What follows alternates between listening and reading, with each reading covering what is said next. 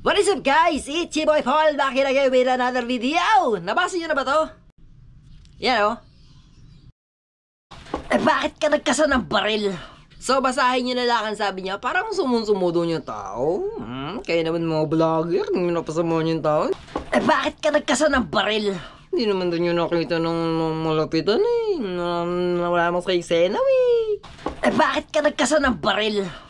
Sabi nga, you can talk peace and have a gun. Sana naisip niya muna to bago niya gawin. So, apektado na daw yung mga anak niya. Siyempre, kawawa din naman siya, no?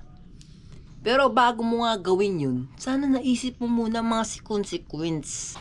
Bakit ka nagkasa ng baril? Don't worry, kuya. Pag may lumabas na issue, matatabunan ulit yan. Pero ewan ko kung makakalimutan nila yan. Bakit ka nagkasa ng baril?